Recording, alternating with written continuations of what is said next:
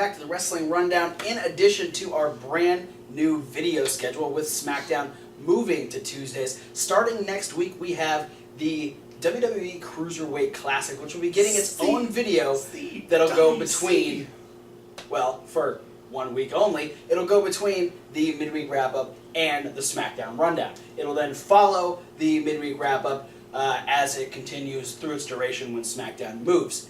So we're just kind of going to go over, we checked out the Bracketology that's on the network. If you haven't checked it out, you should. Yeah, watch it because it's a lot of great insight.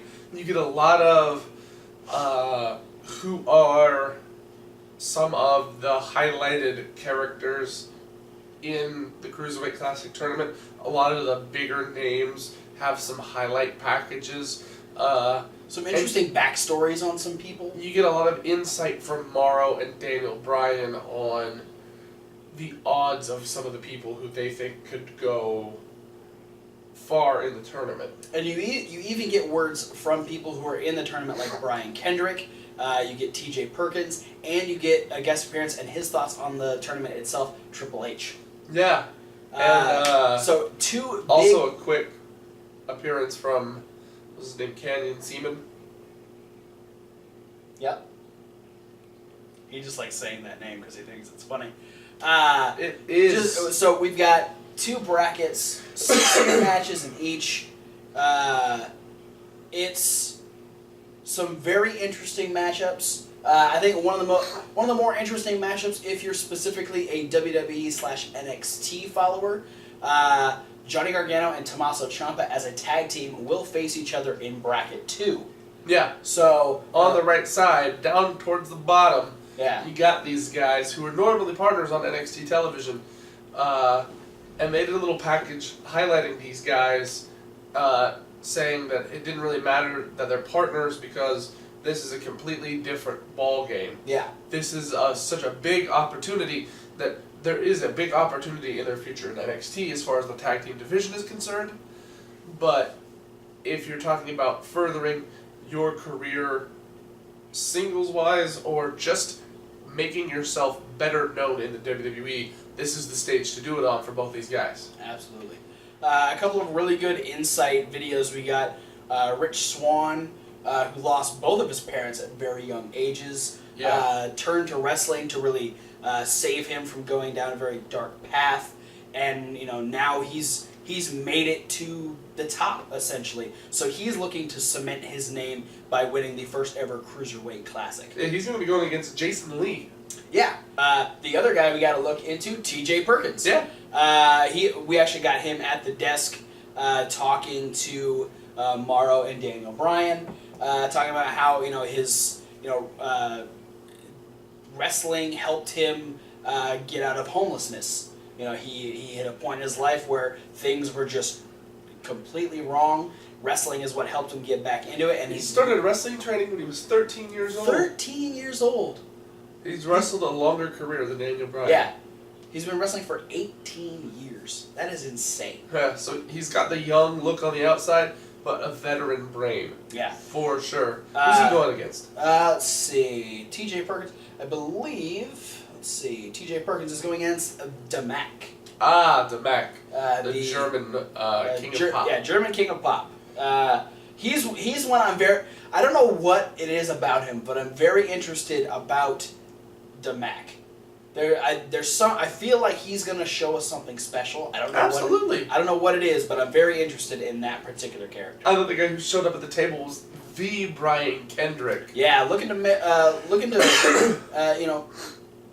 really take this second chance in WWE to heart, to really make it his own, because he realizes apparently he took getting released from WWE the first time a lot more personal and a lot deeper than most people realized. Yeah, because he realized it was his fault. Yeah, and I mean, like, a lot of, like, he went to TNA, he did stuff in TNA, he did stuff in the Indies, but, so it never really showed that he was in this post-WWE funk. Yeah, and it's cool to see him and Daniel Bryan interact because they were both trained by Shawn Michaels. Yeah. They had a story about learning backdrops and stuff Daniel like Bryan that. So Brian Kendrick was Daniel Bryan's first match. Yeah. So it's really cool to see that interaction. And he's going to go against Raul Mendoza. Yes, who is a guy from AAA. I can't remember what his AAA name was, but he's since moved past that. He's still been working Mexico, representing Mexico in the Global Cruiserweight Classic. And I know the winner of that match is going to go against the winner of Anthony Bennett versus Tony Nese. Yes, Anthony Bennett, his favorite. That Tony Nese kicks his you're little ass all over the place. You're never really that big of a Tony Nese fan, but you are now, aren't you? As long as that fro. This is making me a Tony Nese fan. Tony Nese fan. He's gonna move up the ranks of my fandom if he beats Anthony Bennett in the first round. One guy who I have a feeling is going to get really lost in the shuffle just because there's nothing that stands out about him. We couldn't find any information about him except that he was possibly a younger Slick. Kenneth Johnson. He is in the very first match going against Akira Tozawa. Yeah, there's a reason why Akira Tozawa has had a moniker that's followed him most of his career called the Monster. Yeah. Because this guy is not per se super brutal, but he's got that never-ending source of energy, it seems, where he just keeps going and keeps going and keeps going. I remember, I watched him in King of Trios, and he does the diving headbutt off the top rope, and he misses, and he just gets up and keeps doing jumping headbutts until he hits his opponent. Yeah.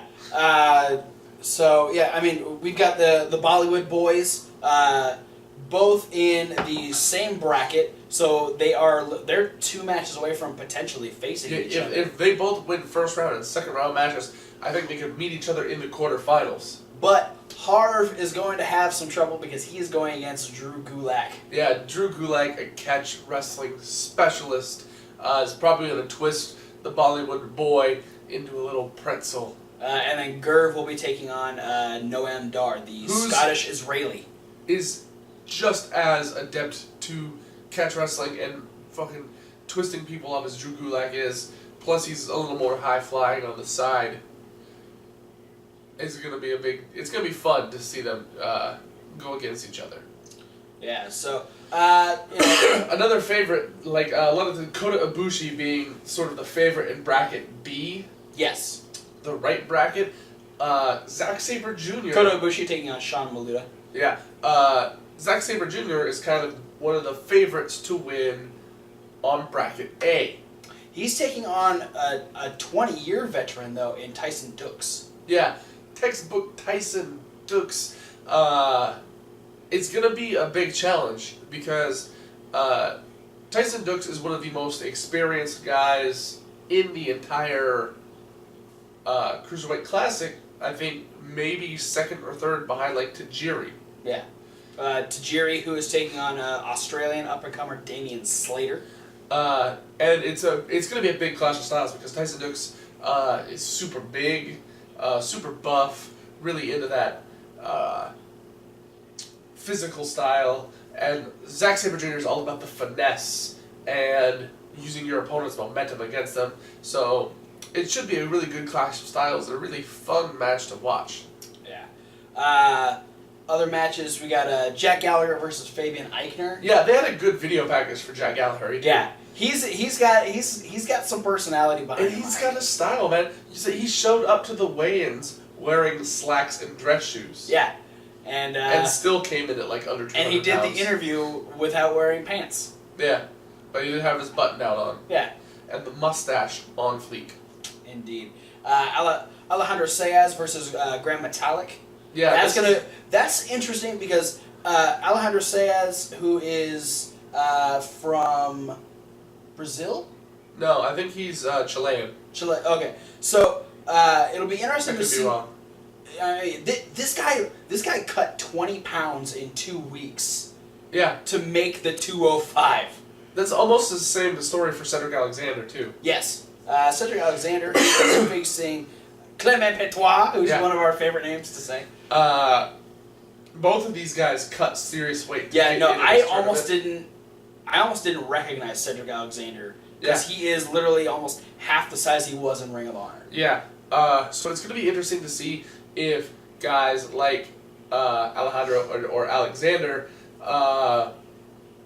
use the weight cut to their advantage and become slicker, leaner, more aerodynamic versions of themselves. Or Daniel Bryan was saying, the weigh-in is over, they could start putting the muscle back on and the size back on and become bigger, more threatening people in the tournament. Because they can't be taken out of the tournament now because they've been weighed in, they made it. If they gain weight, there's nothing anyone in the tournament can do about it. Yeah.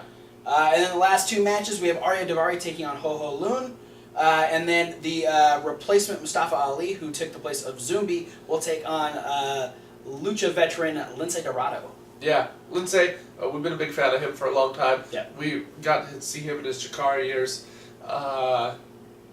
Is another guy who I think could be a dark horse in the tournament and could potentially make it fairly far. I'm really I want Lindsey to get a good, at least make it to just before or to the semifinals. I'd really like to see him, get a good push. I mean, he's one of my favorite. I'd like to see him win. I'd totally be okay with that. But if he could at least make it to a semifinal or just before, I'd really like to see him get a good showing in the tournament. All right, I'm gonna put you on the spot. Okay, we're gonna do a little game here. You gotta pick two guys. Who are your top two favorite guys that you personally want to see take the tournament? Who do I? Oh God. Okay. I think just because I said I would love to see Lindsey win. Just because I watched him come up through Chikara. I've seen a few things he's done on the Indies, and it's cool to see him finally getting this moment. But I think for the current crop of stars, I got to go with the odds-on favorite and say I'd love to see Zack Sabre Jr. take it. So you're saying like Lindsey and Sabre? Yeah, Lindsey and Sabre. My dark horse to win is Rich Swann. Yeah. Now, who do you think though? Who do you think is going to take the tournament? If you're taking all personal, want to win aside, who's your pick to take the whole thing? If honestly, you're going specifically on in-ring talent and abilities, just based on their star power and how much they've done for the world of wrestling, I would not be surprised to see it be Zack Sabre Jr. and Kota Ibushi in the finals. And I think based on the fact that he's wrestled a little bit longer than Sabre, I would say Ibushi's going to take it. Smart. Not bad choices. How about yourself?